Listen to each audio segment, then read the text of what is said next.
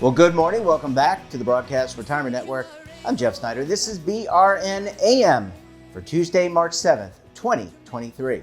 And our top story today, housing affordability is at a record low. And joining me now to discuss this and a lot more, Deidre Woolard is with the Motley Fool. Deidre, always great to see you. Thanks so much for joining us on the program this morning. Thank you. Happy to be here. All right, let's talk housing affordability, Deidre. And I've got some statistics here, I think, from Redfin. 1 in 5 U.S. homes for sale last year were affordable for the typical household, so just 20%. I want to get your reaction to that number first. Yeah, we certainly don't like to see numbers like that, and the impact on future generations is what I worry about with that. The number is a little misleading because it varies very much by region. So that's something to keep in mind when you're looking at that blanket 20%. But yeah, it's a concern. Yeah, and really good point. I mean, people put a lot of statistics out there oftentimes to make a point. You've got to kind of look deeper, down and deeper. But does this show, do you have some level of concern? I mean, people who have never owned a home, it's just so difficult to have the cap. First of all, there's not a glut of homes. There's not a huge inventory, although there's building occurring. But does it concern you? And what does it mean for future generations to not be able to own a home, maybe just to rent, which is not a bad thing, by the way. I do it. It is not a bad thing at all. The concern for me with future generations is that the home is often a store of wealth, right? You've got leverage because you take a loan, so you don't need to put all of your money in that, and you gain equity over time. For a lot of people, that becomes very valuable if you stay in a house a long time. That can help you, it'll help you a lot as you move toward retirement. So it's a big concern. And you mentioned inventory. We typically consider a 6-month supply a healthy market. That means it's balanced between buyers and sellers. We haven't had that since the great financial crisis, really. So it's been a long-term problem. Yeah, and obviously some hesitancy for obvious reasons when it comes to building lots of properties. And as your point, during 2008, I think Florida and some other areas, there were just a glut of inventory that I think people had to hold on to, or builders had to hold on to. Deidre, let's talk a little bit about mortgage rates, because I was reading this morning as I was putting together the newsletter. I think it's close to 7% now. I could be wrong, somewhere in the 6 to 7%. What impact, or is that having a huge impact on affordability? Because you got to also pay, in addition to paying for the home, and if you take a mortgage, most do, you're going to pay a higher rate of interest. Yeah. The impact of this cannot be understated. The average 30-year fixed, most recently, I think was around 6.65. So the monthly mortgage payment on the median asking price increased over $500 from this time last year, according to that Redfin data. And so we've just been seeing this go up and up. And yeah, it is a very big concern right now.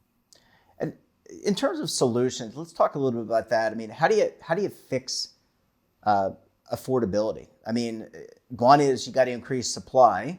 So you got to, I would think, you and I are neither economists, but you have a lot more sense for the market. How do we solve this to create affordability? I mean, does it happen at the legislative level? Does it happen at the private sector level? Does it happen with a combination of both?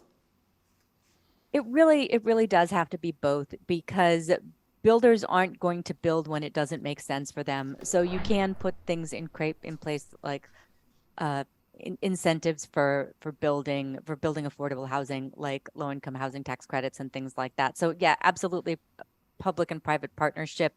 As far as mortgages, we're always waiting to see what's going to happen with the Fed. And at this point, they're not going to cut anytime soon. Hopefully mortgage rates will stabilize. They don't necessarily go in lockstep together, but if the Fed keeps going, that is a concern. And I want to ask you one last question, because I think it'll help transition to our next topic, which is aging in place. What about other alternatives to homes, communities, taking some of those office spaces that people are no longer using because they're working remotely.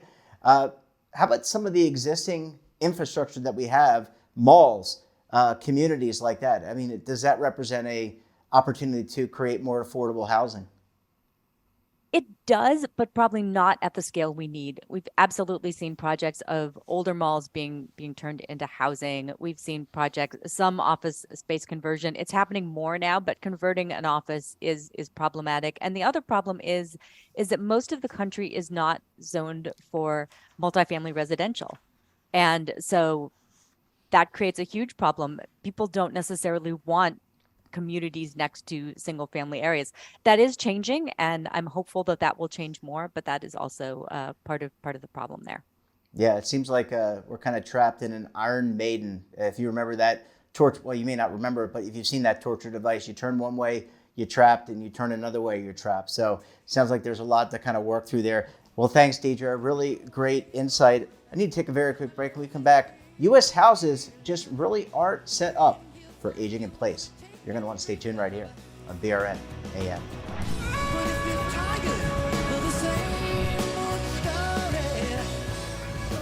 Imagine a new television network that will make you richer, healthier, and in control of your financial future.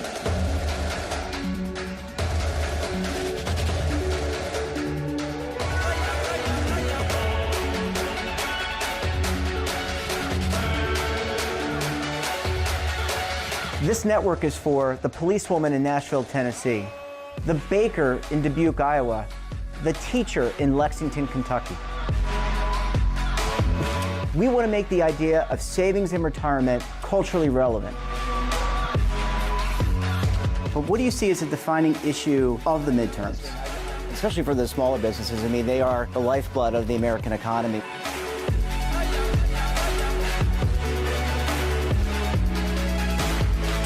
Featuring exclusive interviews, current affairs, and docuseries. 33 years old, you retired early. The philosophy is money only matters if it helps you live a life that you love. But you got to start thinking about retirement as soon as you get in. The Broadcast Retirement Network will drive very high engagement with premium partnerships. So this isn't retirement and savings for your parents or grandparents. This is for all Americans. And we're going to change the way you think about money.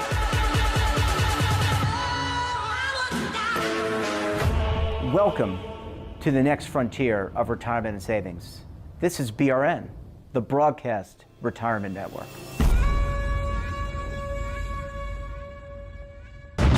Tax audits, tax liens, wage garnishments. Every day we hear stories like this about good folks who are simply struggling to pay their bills. Each of them are living a frightening IRS tax nightmare, and they are afraid it will destroy their lives. I'm a divorced single mom, and my ex-husband left me and the kids with a lot of unpaid bills, including unpaid taxes. I was really starting to show my stress on my kids because the IRS had sent me a letter demanding a huge payment from me. I couldn't afford it.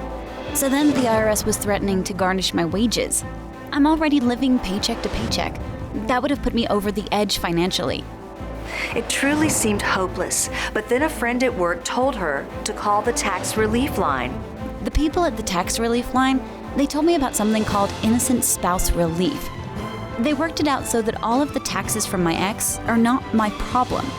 I don't know how that works, and I don't care. All I care about is that I don't owe the IRS a dime, and they are not going to take my paycheck. Even if it seems hopeless, you should call the number on your screen right now. There is absolutely no cost for the call or the consultation. You are under no obligation. If you are worried that the IRS could garnish your wages, seize your assets, even take your home, call us right now. The Tax Relief Line is here to help you. Now you have a knowledgeable, professional team of tax experts that are ready to negotiate with the IRS and fight for you to save you money. The Tax Relief Line's professionals have successfully negotiated thousands of cases, reducing and sometimes even eliminating the tax debt for their clients. It's very easy to get started. Simply call the number on your screen right now. You don't have to live in fear anymore. The call and the consultation are free. Well, Deidre, thanks so much for sticking with us. Really appreciate you hanging around as always for segment number 2. I'm excited to talk about this next topic. Yeah, this one's really interesting because according to, I think, an article that I had shot over to you, 8 in 10 baby boomers don't want to go to a senior care facility, yet just 1 in 10 homes, again, averages, numbers, are set up properly for aging in place. I want to get your reaction to this. Yeah, we just talked about housing affordability. We just talked about inventory, right? There's been a prediction that there will be, I believe Zillow coined the term of the silver tsunami of a bunch of homes flooding the market when people decide to transition to nursing homes. It isn't happening. People are moving, but not to the extent that it was expected. And most people do want to age in place, but it is very, very tricky. And I think we're going to be seeing a lot more focus on that in the future. Let's talk about making your home set up for aging in place. I mean, it could be lowering the countertops. It could be putting a bedroom on the first floor. My wife and I went shopping for homes. We didn't buy anything, but we went looking at homes. And the trend now is to put on the first floor, put the master bedroom suite. How do you get your home set up and for that? And I would imagine that's a pretty sizable expense. It is a sizable expense, certainly one level living. And one of the things that is a challenge with aging in place is it depends on the region in terms of what types of housing stock there are. So if you're in Southern California or Arizona, lots of single-story ranch houses. If you're in Massachusetts, maybe a lot more multi-story houses. And so that is a concern. Yeah, there's lots of things to consider. Ramps to get into the house, hallways wide enough for a wheelchair, bathrooms that can accommodate a wheelchair or that people can roll into the shower. There's a lot of bathtub conversions happening right now. So there are a lot of factors for aging in place safely. Yeah, and caregiving, another one that's really important. You got to have access. If you want to stay at home, you need a caregiver, presumably. That could be someone like a family member, or it could be a professional. And candidly, Deidre, there just aren't enough caregivers right now for those people that want to age in place. I mean, we've got a very large aging population. We need more caregivers. We absolutely do. This is something that I'm personally going through right now with my mother, and caregiving, also driving, being able to get access to go easily to doctor's appointments or get medication or get food. And on a greater level, also sense of community. People who are aging in place, they can get very isolated without places to go, especially if they can't drive. And maybe a caregiver is visiting once or twice a week. So there's a lot of concerns for sort of emotional health as well, which is important to seniors. Yeah, and I'm thinking, you mentioned your mom, thinking about my mom taking care of her mother or my dad taking care of his father and mother. That's a considerable time and effort out of the work. And my parents were both working at the time. They had to take time out of their day to work. Let's talk about some solutions to this, or potential solutions. And again, I want to come back and ask, is it a private sector, a public sector, or a combination? Look, we just got to face the facts. We're getting older day by day. Sometimes I feel older than I am, but in reality, our society is getting older. And by the way, Deidre, we're not the only society that's getting older. Japan, China, you look around the globe, they're all getting older. So they're all facing this. But so how do we solve this? It sounds like we need more infrastructure in addition to the types of homes that, with the lower countertops and the roll-in bathtubs, et cetera. Well, it's interesting that you mentioned Japan, because they're sort of using a lot more technology to solve these problems, because they face this problem a little bit before what we're seeing. So they're looking at more monitoring, remote cameras, also robotics, bringing things like that into the home. It is a sort of a multi-tiered problem. And yeah, I don't think at this point it seems to mostly be being solved on a private level, but a lot of people are retiring without significant savings. And that is also a problem for people that are, going to be using social services. Are we going to overburden our systems? Yeah, really good point. Medicare, Social Security, those are both programs that are always in the news, but they seem to be in big news these days with the trust fund set to, I guess, run out sooner, maybe a year or two sooner. So it puts a lot of pressure on the social programs that you're talking about, and also the infrastructure. It just seems like this is a major, obviously government has a responsibility when it comes to our protecting us and adjudicating our differences, all that kind of stuff. But when it comes to aging, you got to have the infrastructure in place to support people. Deidre, we're going to have to leave it there. Really interesting conversation. I think it's one that we're going to be talking about for quite some time. Enjoy the rest of your day, and we look forward to having you back on the program again very soon. Thank you so much. And that wraps up this episode of BRN AM. Have a topic of interest, someone you think we should talk to? Drop us a line. And don't forget, for all the latest curated news in lifestyle, wellness, finance, tech, so much more, all in one place, check out today's edition of our daily newsletter, The Morning Post. Want to search our archives, check out our latest content, well, visit our website, and of course, all of our streaming partners. We're back again tomorrow for another edition of BRN AM. Until then, I'm Jeff Snyder. Stay safe, keep on saving, and don't forget, roll with the changes. Waiting here for you to take and drink of. But if you're tired of the same old Now is your opportunity to co-create content around any topic on the First Lifestyle and Wellness Network. Reach a global audience through our platform and co-own exclusive branded content. All of our programs are available on demand and also as audio-only podcasts, so you can take us on the go. Broadcast Retirement Network, available anytime, anywhere, and on any device.